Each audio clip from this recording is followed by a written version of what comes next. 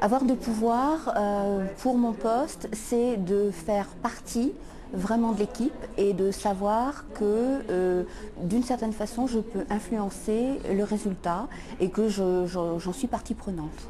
Avoir le pouvoir de gérer des équipes pour faire en sorte que le travail avance et qu'il avance de façon positive et de façon dynamique avec une certaine cohérence. Avoir une autonomie dans le travail que j'effectue, ce qui fait gagner énormément de temps. C'est pouvoir obtenir les informations d'autres managers sans avoir à recourir à sa hiérarchie. C'est aussi savoir déléguer et retranscrire ce que veulent les patrons justement.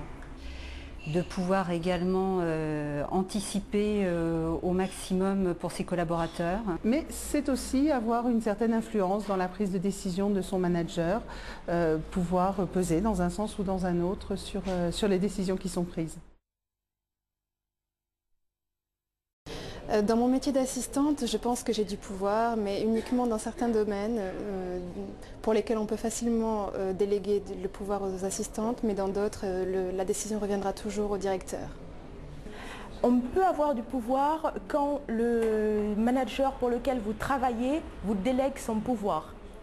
C'est la seule solution pour moi pour avoir du pouvoir. C'est avoir assez de confiance de la part de son manager pour qu'il vous délègue de son pouvoir et que ce soit établi auprès des autres personnes de l'entreprise. En tout cas, ne serait-ce que parce qu'aujourd'hui, ils ont besoin de moyens et que moi, je m'occupe de mettre ces moyens à leur disposition. Elle en avait déjà, mais il était moins évident.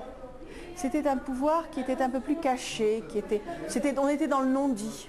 On savait qu'elle avait du pouvoir, on en tenait ou on n'en tenait pas compte, mais aujourd'hui, c'est officiel.